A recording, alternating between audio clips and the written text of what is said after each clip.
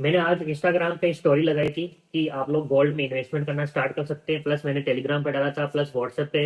And जितने भी लोग मुझे पर्सनली कंसल्ट करते हैं कि भाई गोल्ड में सिल्वर में इन्वेस्ट करना चाहिए या फिर नहीं, मैंने सबको बता दिया है जितना मेरे से हो सकता था कि अब आप गोल्ड में इन्वेस्टमेंट करना स्टार्ट कर सकते हैं। इसका मैं आपको रीजन बताता हूँ, ठीक है।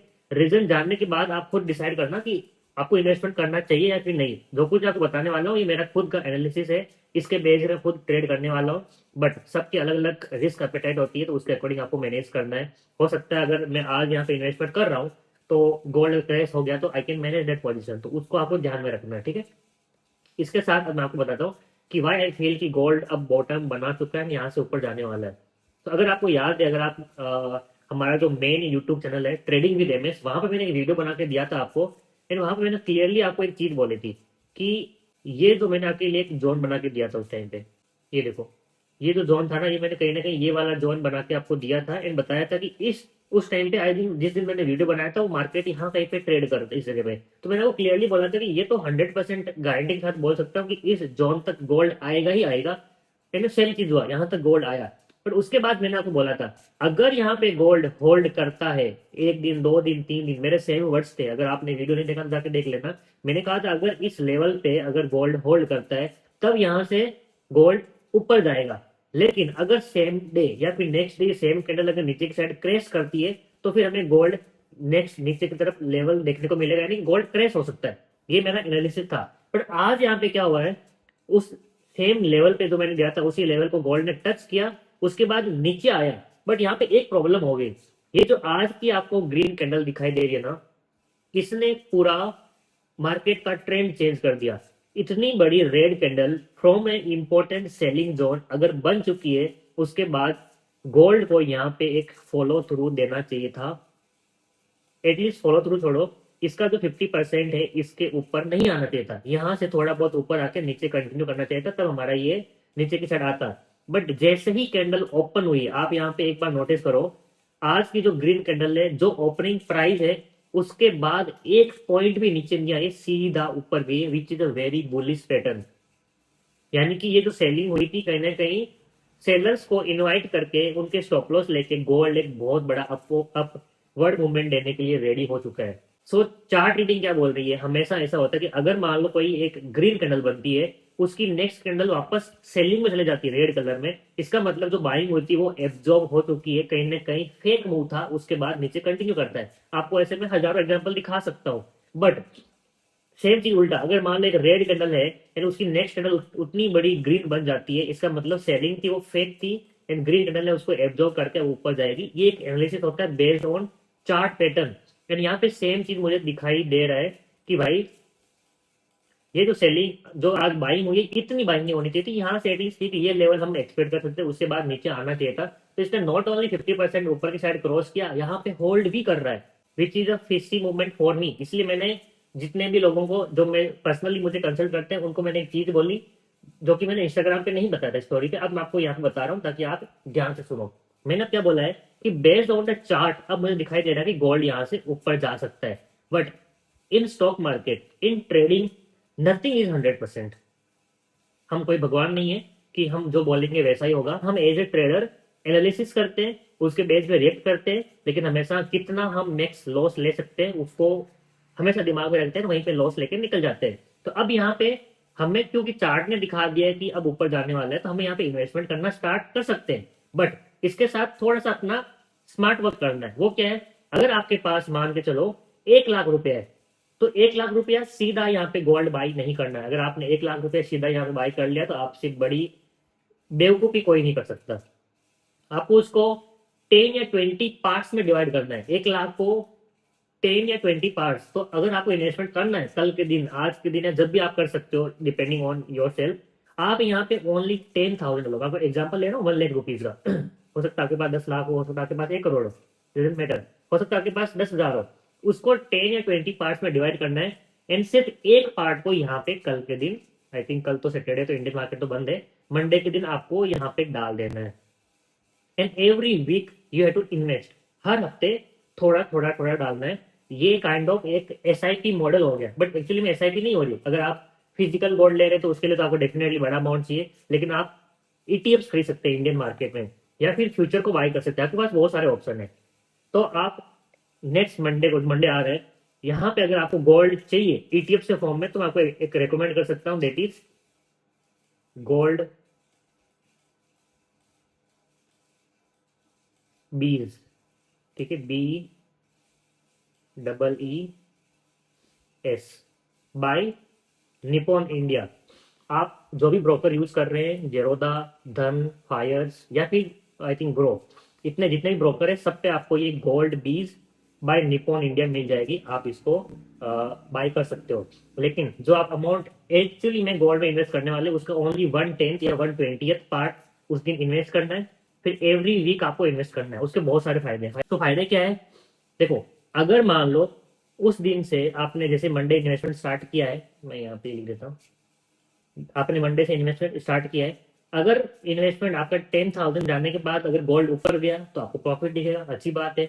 नेक्स्ट हफ्ते फिर से 10,000 डालो, उसमें 10 का 20 हो गया और प्रॉफिट ऊपर आ रहा है। धीरे धीरे मान लो गोल्ड ऊपर जा रहा है एंड आपका इन्वेस्टमेंट थोड़ा थोड़ा करके बढ़ भी रहा है, उसके ऊपर प्रॉफिट भी मिल रहा है एंड गोल्ड धीरे धीरे ऊपर जा रहा है। This is one possibility. इतना पैसा बनाओगे 100%। लेकिन क्या हो, मैंने क्यों बोला कि आपको पार्ट्स में डालना है, क्या हो कि हमने जो एनालिसिस किया है वो गलत हो गया, यहाँ से गोल्ड नीचे भी तो आ सकता है ना। तो आपको मैं एक चीज बताना चाहूंगा, based on my 7 year experience in stock market, in Indian market, crypto market, जो भी आपको मानना है, फॉरेक्स मार्केट, मैं एक चीज आपको लिख के दे सकता हूँ कि ये जो कैंडल बनी है, this is very very important. ये कैंडल आपको दिखाती है कि भले ही गोल्ड यहाँ से ऊपर जाए या ना जाए, लेकिन एटलीस्ट इन लॉस को नहीं तोड़ने वाला। इस चीज को आप भले इस वीडियो का क्लिप बना के स्क्रीनशॉट मार के अपने पास रख लो, जिस दिन इस लॉ को तोड़ा आप मुझे बोल देना कि भाई आप, मंगू भाई, आप गलत हो गए।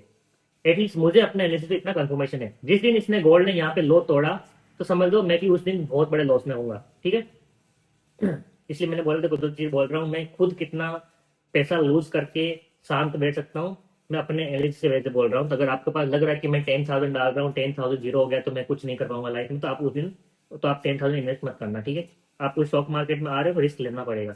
अगर मान लो, मैं क्या बोला, सेकंड पॉइंट, पहला पॉइंट ऊपर गया तो प्रॉफिट कमा रहे हो। सेकंड पॉइंट, अगर गोल्ड नीचे आना स्टार्ट हुआ तो आपने 10,000 यहाँ पे डाला है, 10,000 यहाँ पे डाला है, तो पहले दिन मान लो एग्जांपल आपको यहाँ पे $5,000, मैं आपको जो ये है ना, ये चार्ट दिखा रहा हूँ, that is crypto forex chart. ठीक है, यहाँ पे सब कुछ डॉलर्स में दिख रहा है, सेम चीज आपको इंडियन रुपीज में दिख जाएगा, सेम चार्ट होता है। एग्जाम्पल लेते हैं, आपने यहाँ पे 1.5 लाख रुपए में गोल्ड को यहाँ पे खरीदा, नेक्स्ट डे गोल्ड या एक हफ्ते में नीचे आ गया, आ गया मान के चलो 1,40,000 पे। तो आपने पहली बार जो पैसा, जितने प्राइस पे गोल्ड खरीदा, दैट इज 1,50,000। सेकेंड टाइम आपने खरीदा, दैट इज 1,40,000। तो सेकेंड टाइम जब 10,000 नीचे बाइंग हो रही है, तो आपकी एवरेजिंग तो बीच में आ गई ना, 1,30,000, सॉरी 1,45,000 पे। तो आप, गोल्ड गिर रहा है तो भी आप बेटर प्राइस अक्यूमुलेट कर पा रहे हो। जो बंदा पूरा का पूरा 1,00,000 रुपए यहाँ पे 1,50,000 पे खरीद लेगा, तो उसको एवरेजिंग 1,50,000 की मिल गई, और वहां से गोल्ड गिरेगा तो उसको बहुत बड़ा लॉस दिखेगा। लेकिन क्योंकि आप स्मॉल अमाउंट वहां पे डाल रहे हो एज SIP फॉर्म, तो आपको अगर गोल्ड गिर रहा है तो कंटिन्यूस लोअर प्राइस पे आपकी एवरेजिंग होती जाएगी, धीरे धीरे धीरे धीरे। एक टाइम ऐसा आएगा जब गोल्ड वापस यू टर्न मारेगा, तो आपकी एवरेजिंग एकदम नीचे पे होगी। आपने स्टार्ट किया एकदम टॉप पे, थोड़ा यहाँ पे खरीदा, थोड़ा यहाँ पे, थोड़ा यहाँ पे, थोड़ा यहाँ पे, थोड़ा यहाँ पे, इन सब की मिला के एवरेजिंग कहीं बीच में अटक गई। एंड जिस बंदे ने पूरा पैसा यहाँ पे डाला था, उसकी एवरेजिंग वहीं पे है। अब गोल्ड को पूरा इतना ऊपर जाना पड़ेगा तब वो प्रॉफिट में आ पाएगा, लेकिन आपकी एवरेजिंग यहाँ पे, इसलिए आपको थोड़ा सा गोल्ड ऊपर आएगा, आप प्रॉफिट में आ जाओगे। So this is a basic investment model जो सब लोग फॉलो करते हैं, मैं खुद फॉलो करता हूँ, आप इसको फॉलो कर सकते हैं। एंड ये एक्सप्लेन करते करते देखो आपके सामने गोल्ड ने कैंडल कितना और ऊपर यहाँ पे क्रॉस कर दिया है। तो ये इसलिए मैंने सबको बोल दिया था इंस्टाग्राम पे कि आप गोल्ड में इन्वेस्टमेंट कर सकते हो, बट किस तरह से करना है मैंने आपको अभी बता दिया इस लाइव सेक्शन में। प्लस किस में इन्वेस्टमेंट कर सकते हो, आपके पास ETF ऑप्शन है, तो गोल्ड बीज और ETF वो ले सकते हो बाय निपॉन इंडिया। आप कौन सा भी ब्रोकर यूज कर रहे हैं सब पे मिल जाएगा। अगर आपको ETF में नहीं करना है, आप एक ट्रेडर हो, आपको पता है ट्रेडिंग क्या होती है, तो आप गोल्ड का फ्यूचर बाय कर सकते हो। एंड एंड उसके बाद आपके पास डेफिनेटली फिजिकल फॉर्म में आप ले सकते हो। एंड अगर आप मुझे पूछोगे कि भाई मंगू भाई बताओ कि फिजिकल फॉर्म में बेटर रहेगा या फिर ETF या फिर ये फ्यूचर वगैरह, तो मेरा आंसर रहेगा, if you can afford physical gold in form of jewellery, in form of biscuits, in form of bricks, anything, nothing can beat that option. Physical gold सबसे बेस्ट ऑप्शन रहेगा, क्योंकि आपको पता है जो ETFs वगैरह होते हैं ना, that is based bye physical gold. आपको ईटीएफ एज ऑनलाइन एक मोबाइल में आपको दिख रहा है कि आपके पास 10 लाख या 20 लाख का गोल्ड है, ऑनलाइन दिख रहा है, but that is backed by physical gold. ये एक नॉर्मल फंडा है, बट ऐसा हो नहीं रहा है इस मार्केट में। से आपको मैंने बोल रहा था कि इंडियन मार्केट एक बबल बन चुका है, ऐसा एक्चुअली में हो नहीं रहा है।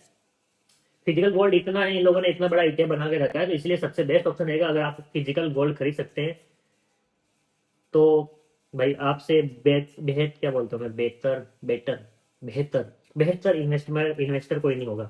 ठीक है, थोड़े वर्ड स्लिप हो जाते हैं। गोल्ड तो ऊपर जा रहा है, क्या सिल्वर ऊपर जाएगा? तो अकॉर्डिंग टू मी सिल्वर अभी भी अपने ओवर प्राइस वैल्यू पे है, सिल्वर और नीचे आ सकता है। ठीक है, तो सिल्वर में अभी इन्वेस्टमेंट करना थोड़ा सा अवॉइड करना। सिल्वर नीचे आ सकता है। अगर मैं यहाँ पे सिल्वर का चार्ट दिखाऊं आपको, तो अगर आप ट्रेडर हो तो इस चीज़ को बहुत अच्छे से समझ पाओगे। अगर आप ट्रेडर नहीं हो तो मैं आपको समझाने की कोशिश पूरी कर सकता हूँ, ये मेरा जॉब है। देखो, सिल्वर में वो चार्ट नहीं बन रहा है जो गोल्ड में बन रहा है। सिल्वर ने एकदम टिपिकल पैटर्न बना के रखा है ब्रेकडाउन का। सिल्वर अपने सपोर्ट एरिया के पास ट्रेड कर रहा है, यानी कभी भी नीचे की साइड फट सकता है। ये जो आपको लेवल दिख रहा है ना, सिल्वर कभी भी फट सकता है। देखो, बहुत ही टिपिकल पैटर्न है एक ब्रेकडाउन का। अब यहाँ से अगर बाई चांस अगर जो लोग गोल्ड में इन्वेस्ट कर रहे हैं, अगर उन लोगों को लग रहा है कि गोल्ड के साथ सिल्वर भी ऊपर जाएगा, उस चक्कर में अगर बाइंग हुआ, सिल्वर में ऊपर गया, तो that is a very rare condition. But as a trader chart pattern मुझे बोल रहा है कि यहाँ से ब्रेकडाउन सिल्वर में आने वाला है, इसलिए silver is not a good option to invest right now. आप गोल्ड में ही करना इन्वेस्टमेंट। ठीक है,